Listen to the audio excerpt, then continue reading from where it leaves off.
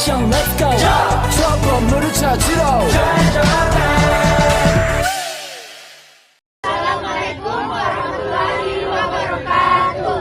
Halo, perkenalkan kami dari kelompok 1. Nama saya Dwi Abdi Setiawan. Nama saya Nela Rizky Mulia. Nama saya Dwi Anggeni Putri. Nama saya Abdul Zahra.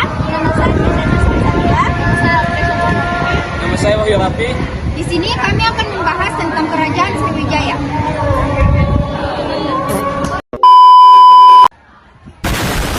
Sebelum kita membahas Kerajaan Sriwijaya lebih lanjut, kita harus mengetahui apa itu Kerajaan Sriwijaya dan di mana letaknya. Oke, Kerajaan Sriwijaya adalah kerajaan yang bercocok agama Buddha, terletak di Kedah, Muara, Takus, hingga Kota Jambi. Namun pendapat populer yang disampaikan G. Chodes tahun 1918 mengatakan pusat Kerajaan Sriwijaya berada di Palembang. Candi-candi di Kerajaan Sriwijaya. Yang pertama, Candi Muara Takus. Candi Muara Takus terletak di Desa Muara Takus, Kabupaten Kampar, Riau. Peninggalan Kerajaan Sriwijaya ini sempat menjadi kandidat dalam situs warisan dunia UNESCO pada tahun 2009. Candi Muara Takus mencerminkan kebesaran kerajaan Hindu-Buddha yang pertama berkuasa di sini. Dibangun pada abad ke-8 hingga ke-10 Masehi.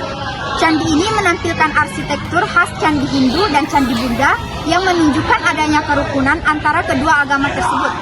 Candi yang kedua, Candi Talang Tuo, terletak di wilayah Kabupaten Musi, Bayu Asin, Sumatera Selatan. Candi ini menjadi peninggalan Candi Buddha yang penting dalam sejarah Kerajaan Sriwijaya. Candi Talang Tuo memiliki struktur candi utama dengan dinding batu yang dihiasi dengan ukiran-ukiran halus dan ornamen-ornamen khas Buddha.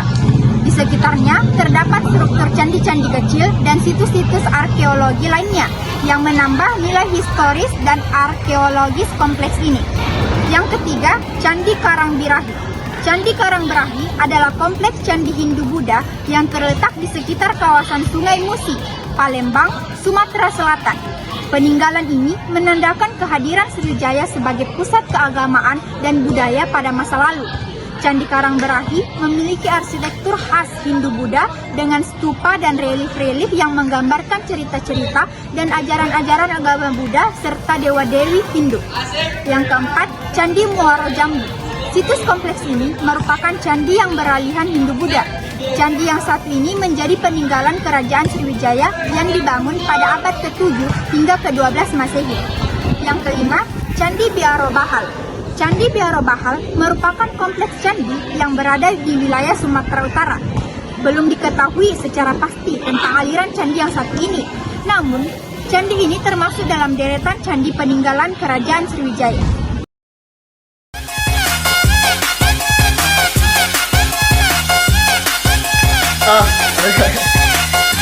Enak musiknya.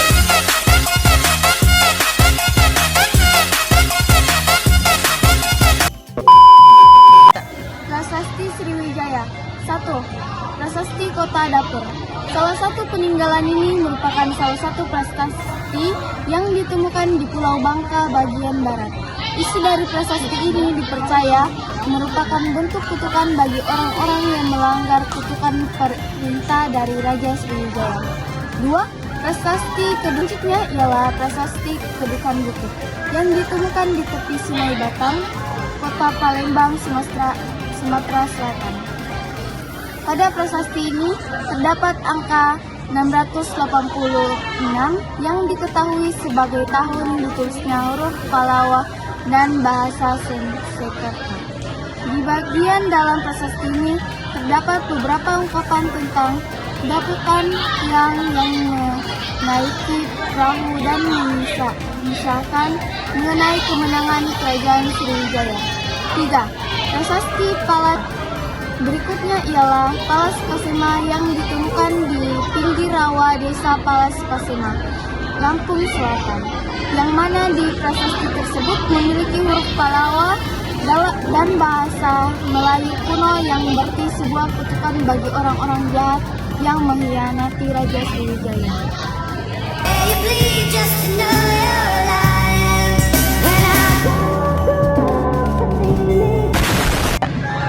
4. Prasasti Telaga Batu. Peninggalan lain dari Kerajaan Sriwijaya ialah Prasasti Telaga Batu. Prasasti ini ditemukan di sekitar kolam Telaga Biru, Kecamatan Ilir Timur, Kota Palembang. Dalam prasasti ini terdapat kutukan bagi orang-orang yang memiliki niat jahat dan berada di wilayah Sriwijaya. 5. Prasasti Karang Berahi. Salah satu peninggalan kerajaan Sriwijaya lainnya ini ditemukan di desa Karang Berahi, Meranggi, Jambi. Dalam prasasti ini terdapat kutukan bagi orang-orang yang tidak setia dengan Raja Sriwijaya. 6. Prasasti Talang Tuo. Prasasti Talang Tuo merupakan prasasti yang berisi doa Buddha Mahayana dan kisahnya tentang pembangunan sebuah taman dari Sriwijaya Jayanasa, salah satu raja yang pernah bertahta di kerajaan Sriwijaya. Prasasti Hujung Langit. Peninggalan yang ditemukan di desa Paur Kuning, Lampung dan memiliki angka 997 Masehi di prasastinya. 8. Prasasti Leiden. Selain yang sudah disebutkan tadi, masih ada prasasti Leiden. Yang lain dalam prasasti ini ditulis jelas bahasa Sanskerta pada bagian lempeng tembaganya. Selain itu, di sini juga terdapat kisah tentang hubungan dinasti Chola dengan dinasti Shailendra dari Sriwijaya yang terkenal pada masa itu. 9. Prasasti Ligor. Prasasti Ligor berisi kisah tentang seorang raja dari Sriwijaya yang membangun Kisamaya untuk Karaja di masa kejayaan. 10. Candi Muara Takus. Selain prasasti, terdapat juga peninggalan dalam bentuk candi, yaitu Candi Muara Takus. Candi ini terletak di desa Muara Takus, Kabupaten Kampar, Provinsi Riau yang bercorak kuda dengan susunan stupa di sekitarnya. Catatan perjalanan berita Kerajaan Sriwijaya. Catatan perjalanan Kerajaan Sriwijaya merupakan sumber berharga untuk memahami sejarah perdagangan, kekuasaan, dan interaksi budaya di Asia Tenggara pada masa itu. Catatan-catatan tersebut mungkin mencakup informasi tentang ekspedisi perdagangan, diplomasi dengan kerajaan-kerajaan tetangga, serta pencapaian politik dan ekonomi. Beberapa topik yang mungkin dicatat dalam catatan perjalanan Kerajaan Sriwijaya termasuk 1. Rute perdagangan. Catatan perjalanan mungkin mencatat rute perdagangan maritim yang digunakan oleh perdagangan Sriwijaya untuk berdagang dengan wilayah-wilayah lain di Asia Tenggara, India, Cina, dan bahkan Timur Tengah. 2. Hubungan diplomatik. Informasi tentang kunjungan diplomatik antara Sriwijaya dan kerajaan-kerajaan lain, termasuk kesepakatan perdagangan, perjanjian politik, dan aliansi militer.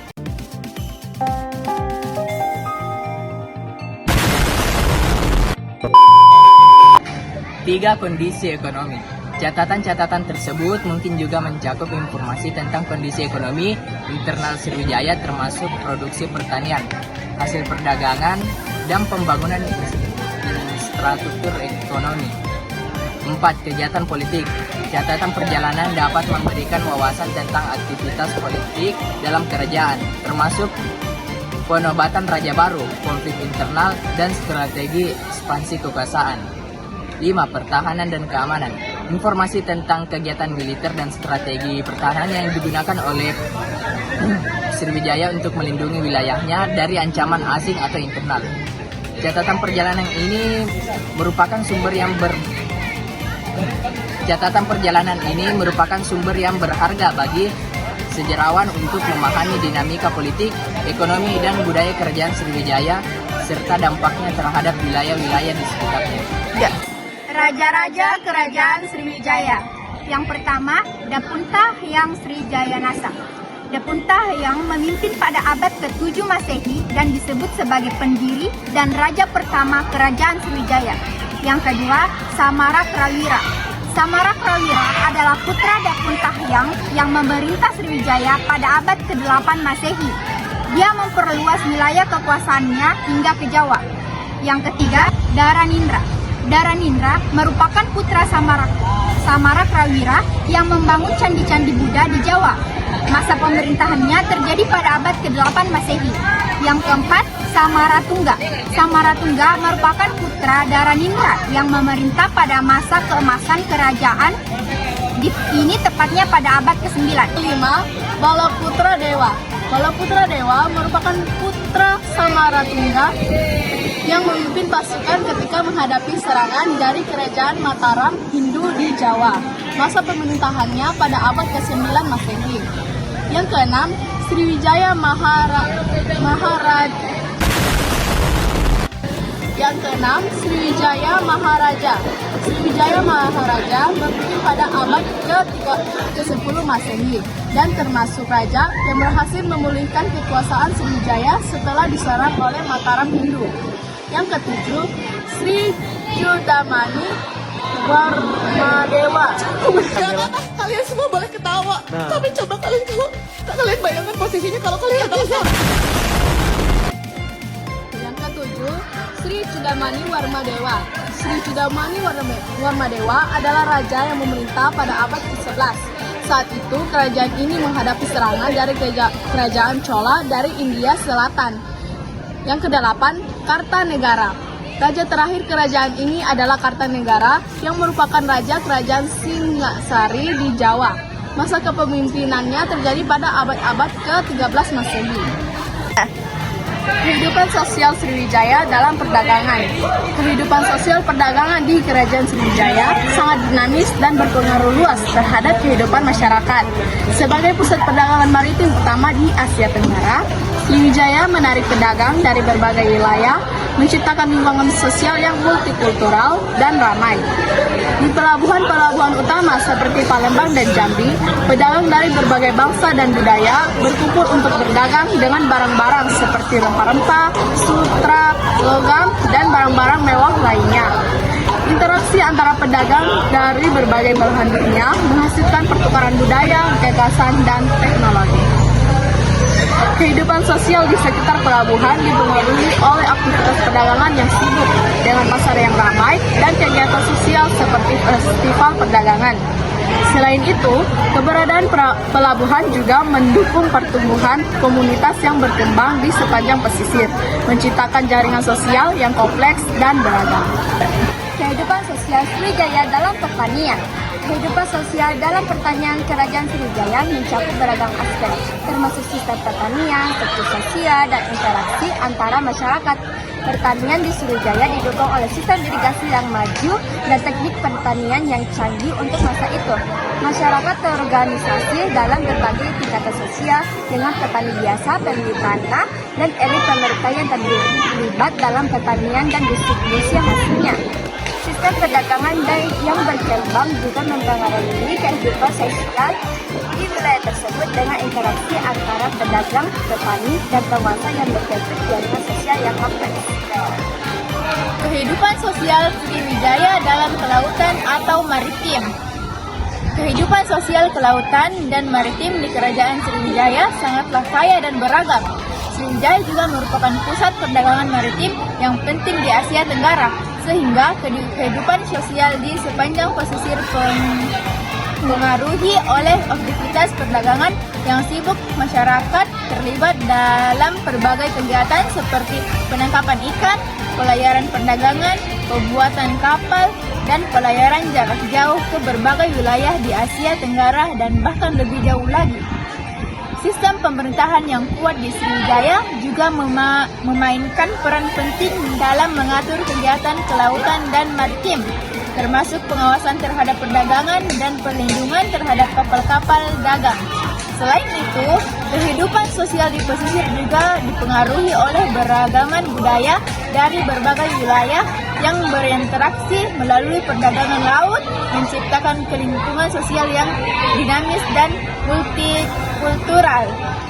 Kehidupan sosial Sriwijaya dalam beternak.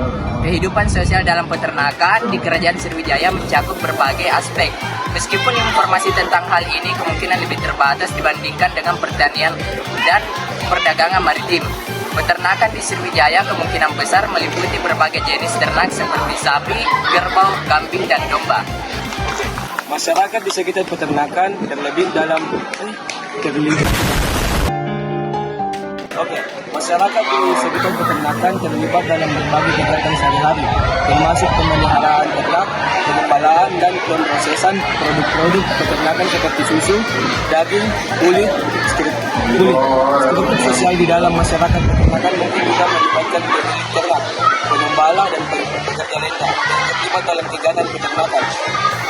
Selain itu, perdagangan dan pertukaran produk-produk peternakan juga dapat menjadi bagian penting dari kehidupan sosial di wilayah-wilayah yang tergantung pada peternakan untuk keberlangsungan hidup mereka.